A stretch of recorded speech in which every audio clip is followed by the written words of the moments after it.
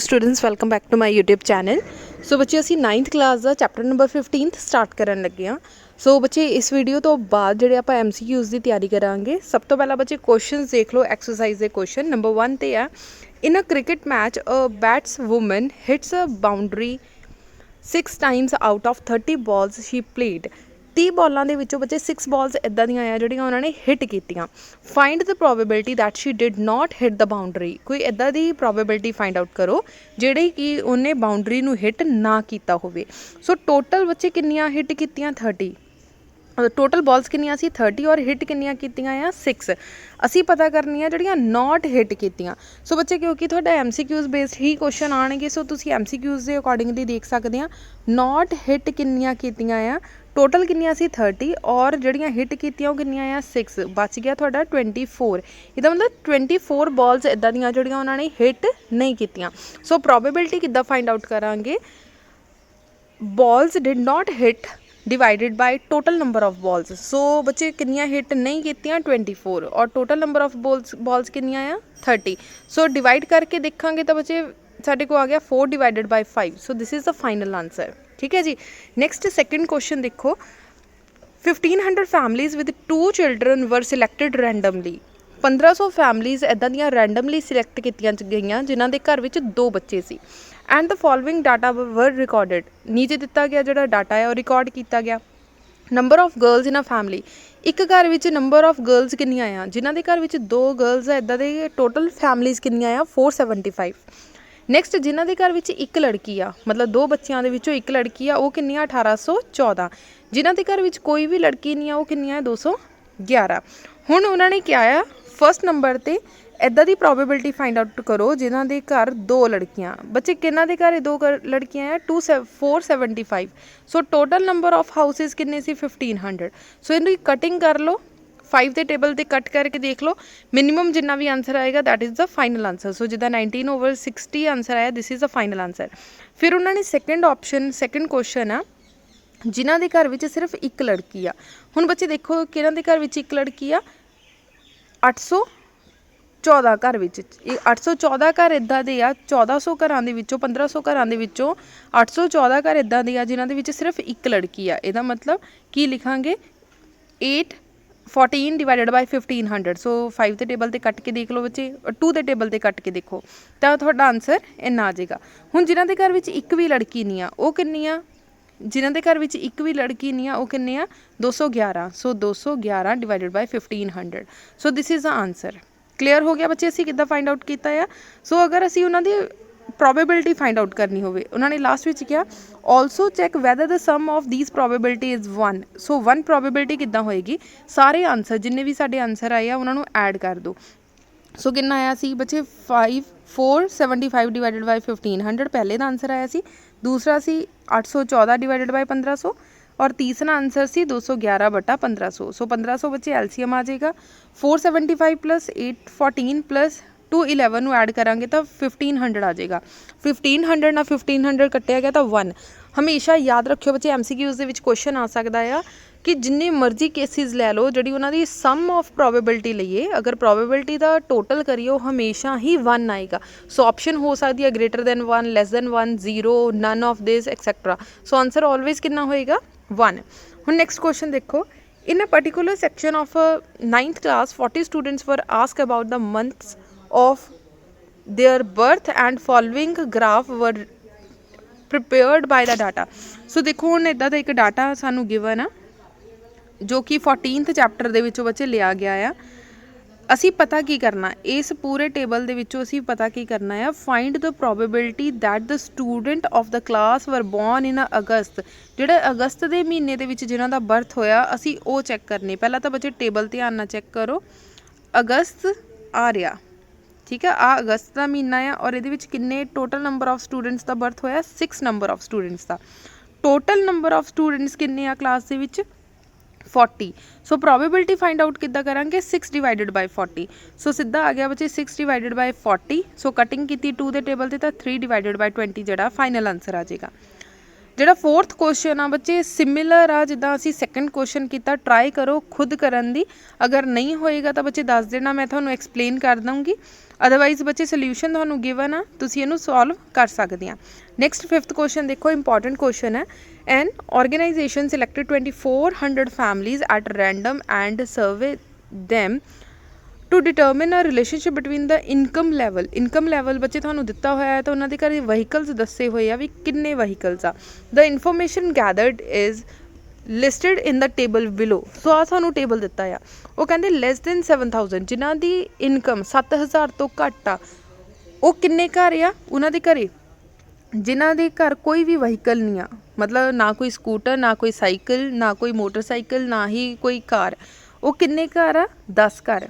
ठीक है, 7000 इनकम वाले जिन्हां दे घर एक वहीकल आ, एक वहीकल बच्चे कोई भी हो सकता है, कोई स्कूटर भी हो सकता, कोई साइकिल भी हो सकता। सो टोटल 160 घर इदां दे आ जिन्हां दी तनख्वाह 7000 तो घट आ, तो उन्हां दे घरे एक वहीकल आ।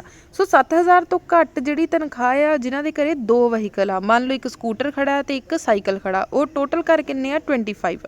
जिन्हां दे घर 2 तो ज़्यादा वहीकल खड़े आ, वो एक भी घर नहीं आ।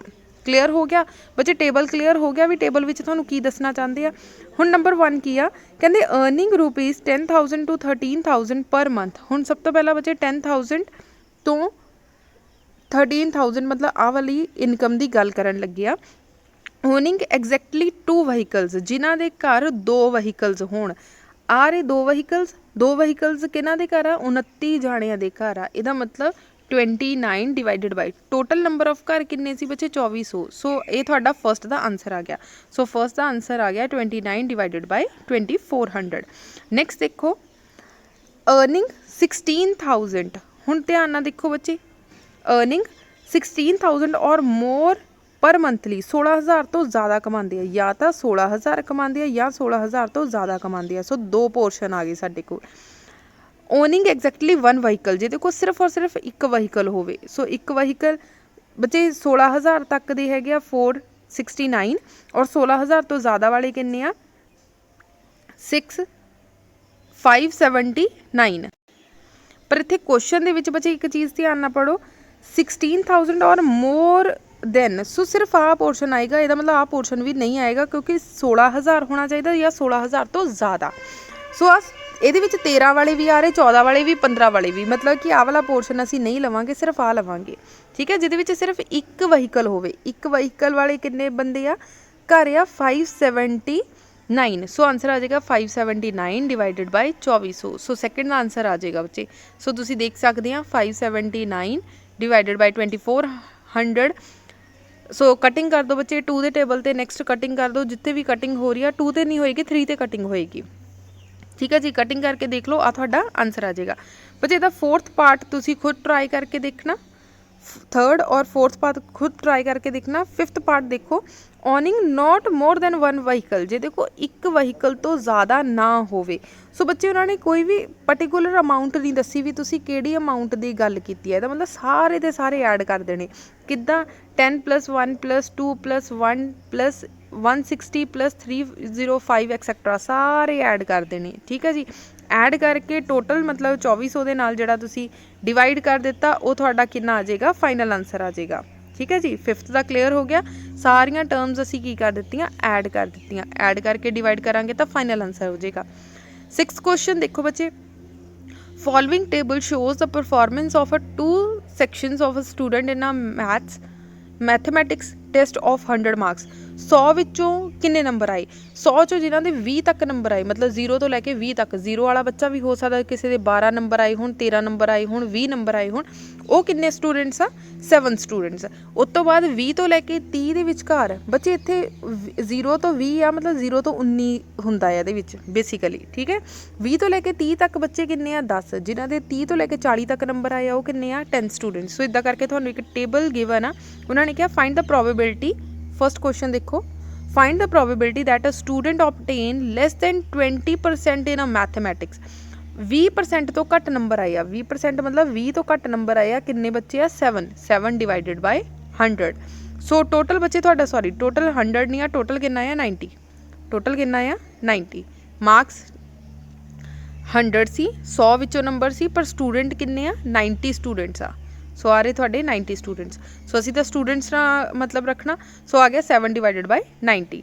अगे देखो find the probability that a student obtained marks 60 और अबव, 60 तो ज़्यादा नंबर आ, 60 या 60 तो ज़्यादा नंबर है। The probability of a student obtain marks 60 और अबव, 60 या 60 तो ज़्यादा, 60 या 60 तो ज़्यादा बच्चे आ दो कॉलम्स आएंगे, ਇਹਦਾ मतलब 15 + 8 ਤੁਹਾਡਾ कितना आ गया 23। So total number of student कितनी 90। So 23 divided by 90 is the final answer. ठीक है जी। आगे देखो, to know the option of the student, this is the most important question, paper ਦੇ ਵਿੱਚ काफ़ी बार पूछा जाता है। सो उन्होंने फर्स्ट क्या आया, लाइक स्टैटिस्टिक्स, लाइक किन्ने 135, टोटल नंबर ऑफ स्टूडेंट किन्ने बचे 200। सो 135 डिवाइडेड बाय 200 आंसर। उन्होंने कटिंग करके देख लो, हमेशा ही कटिंग करके बच्चे देखना है क्योंकि छोटे तो छोटा जोड़ा आंसर आना चाहिए। सैकेंड डिसलाइक वाला है, सो डिसलाइक करके असी सॉल्व कर लिया। सिमिलरली बच्चे 8th क्वेश्चन आ, the distance of 40 engineers from their residence to their place of work were found as following. So सानू इन्ना बड़ा जो डाटा आ गिवन आ, उन्होंने क्या, what is the empirical probability that an engineer lives, जोड़े इंजीनियर आ कित्थे कित्थे रहिंदे आ, less than 7 kilometre from the place of work, 7 kilometre तो जोड़े घट रहिंदे आ। सो 7 किलोमीटर तो बच्चे घट आपां काउंट करदे आ, 1 2 3, 7 किलोमीटर तो घट आ, मतलब 7 विच काउंट नहीं करना, लैस दैन 7 किलोमीटर। ठीक है। अगे देखो 4 5 6 7 8 9। सो टोटल नंबर ऑफ वर्करस किन्ने आ 9, ਜਿਹੜੇ 9 ਆ ਉਹ 7 किलोमीटर तो घट रहिंदे आ, पर टोटल है किन्ने सी 40, टोटल वर्करस किन्ने सी 40। सो 9/40 ਜਿਹੜਾ ਤੁਹਾਡਾ फाइनल आंसर आ जाएगा। डन। सो आ गया बच्चे 9/40। नैक्सट देखो, मोर देन और equal to 7 kilometre from her place. So बच्चे सानू पता टोटल किन्ने सी 9 ਜਿਹੜੇ 7 ਤੋਂ ਘੱਟ ਸੀਗੇ, 9 माइनस कितने कितना आ गया 31। सो 31 इदां दे जिन्हां दा 7 किलोमीटर या 7 तो ज़्यादा हो सकता। सो 31/40 ਜਿਹੜਾ ਸੈਕਿੰਡ ਦਾ ਆਨਸਰ ਆ ਜਾਏਗਾ। ਨੈਕਸਟ ਆ विदिन हाफ किलोमीटर, हुण इहदे विच कोई इदां दा इंजीनियर है जिहड़ा हाफ किलोमीटर दे विच रहिंदा होवे, किसे दा भी नहीं, घट्टो घट्ट कितना आ 2 किलोमीटर, हाफ तां किते भी नहीं आ। सो इहदा कितना आ जाएगा 0 डिवाइडेड बाय 40। सो 0 आंसर आ जाएगा। ठीक है जी। सो थर्ड ऑप्शन देख सकते हैं 0।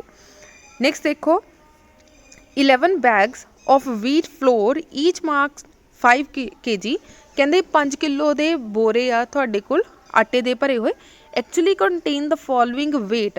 जो आपां नूं उन्हां नूं एक्चुअली वेट किया तो 5 किलो वाला जो फस्ट सैग सी उहदा भार कितना सी 4.97, नैक्सट दा 5.05, मतलब किसी का 2 पॉइंट घट सी, किसी दे 2 या 3 पॉइंट ज़्यादा सी।